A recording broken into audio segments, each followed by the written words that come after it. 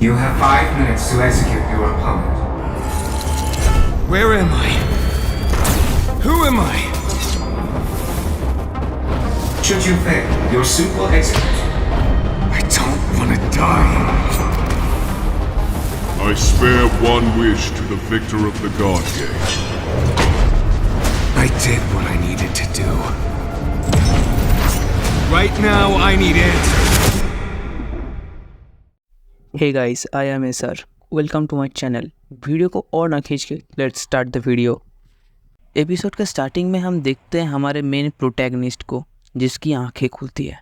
इसके बाद वो कहता है, मैं कहाँ हूँ, नहीं मैं कौन हूँ, मुझे कुछ भी याद क्यों नहीं है।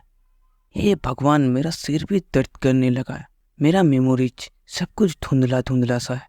आखिर मेरा हाथ चेन से बंधा क्यों है, मुझे शायद आसपास थोड़ा देखना चाहिए, लेकिन मैं देखूँ तो देखूँ कहाँ। हमारा एमसी बहुत टाइम चलने के बाद कहता है, मैं असल में कितने टाइम से चल रहा हूँ, घंटों से नहीं, मेरे को तो लगता है मैं बहुत बरसों से चल रहा हूँ।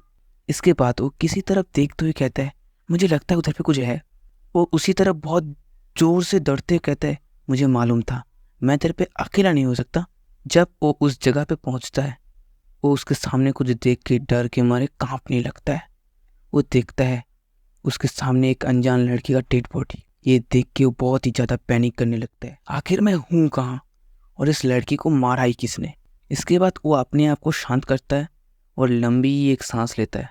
देन वो अपने आंखें खुल के कहता है, मुझे पता नहीं मुझे क्या हुआ, बट मेरे को थोड़ा भी डर नहीं लग रहा। तभी उसके कंधे पे कोई हाथ रखता है। वो जल्दी से पीछे मुड़ के देखता है, उसके पीछे एक अनजान आदमी खड़ा हुआ है और अपने एमसी से पूछता है, हे बच्चे, एक काम क्या तुमने किया? एमसी रिप्लाई देता है, नहीं। तब वो बंदा बोलता है, मुझे लगा ही था ये काम तुम नहीं कर सकते, बिना वेपन के इसका चेस्ट फाड़ा नहीं जा सकता। हमारा प्रोटैगनिस्ट उसका हाथ पकड़ के खड़ा होता है और उससे पूछता है, क्या तुम्हें कुछ भी अंदाजा है कि हम लोग किधर हैं? वो बंदा कहता है, नहीं, यहाँ तक कि मेरा नाम भी मुझे नहीं पता। देन एमसी बोलता है, मेरा भी सेम कहानी है, लेकिन वो सब छोड़ो, मुझे बताओ तुमने अपने हाथ का चेन कैसे खोला? बंदा बोलता है, क्या, मेरे हाथ पे तो कोई चेन नहीं था। तभी एक डिस्प्ले जैसा कुछ ओपन होता है और ऊपर से 2 पेपर उड़ के उन दोनों के पास आता है। उस पेपर में उन दोनों का आइडेंटिफिकेशन लिखा हुआ है। एमसी एक पेपर को पकड़ के कहता है, ये क्या है? देन उस पेपर को पढ़ने लगता है। उसमें लिखा हुआ है, रियान आसूरा, 19 साल का लड़का जो अपने बड़ी बहन की खोज में है। तब एमसी सोचता है, क्या ये मैं हो सकता हूँ? और उस बंदे के पेपर में लिखा हुआ है, तेंजिन चाओ, उम्र 35, जो अपने 3 बच्चे और एक वाइफ के खोज में है। ये पढ़ के वो बंदा बहुत ही ज्यादा गुस्सा हो जाता है और कहता है, मैं कहाँ हूँ और मुझे कुछ भी याद क्यों नहीं है।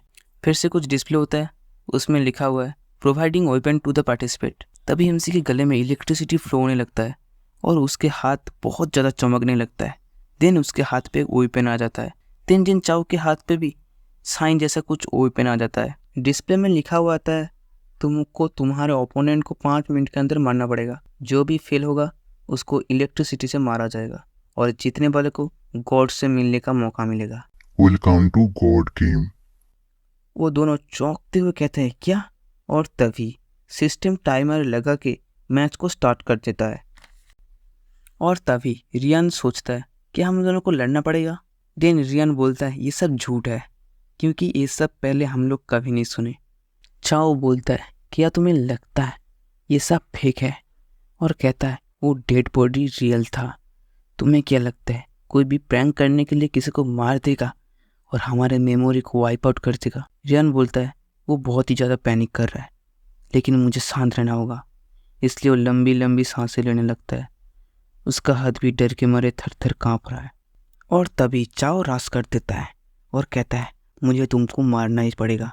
रियान की आंखें ग्लो करता है और मन में सोचता है, मुझे नहीं पता मैं कैसे उसके अटैक को देख पा रहा हूँ। तभी उसको एक लाइन दिखता है और उसके अंदर से एक वॉइस आता है, उसे मार डालो। रियान कहता है, मैं ऐसे ही किसी को नहीं मार सकता।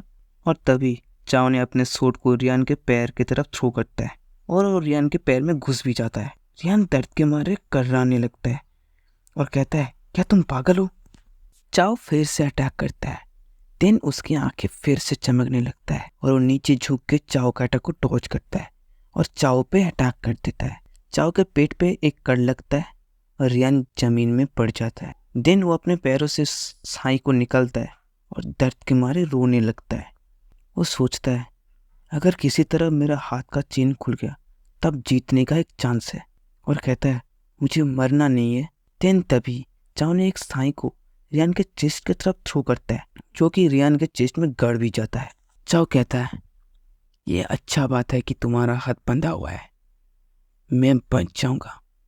रियान साई निकल के सोचता है मुझे इस तेंजिन को मार देना चाहिए था। देन वो सोचता है अगर मैं और तेंजिन में कोई एक जिंदा रहेगा तो मैं मुझे चुनूंगा, और तभी वो रस कर देता है।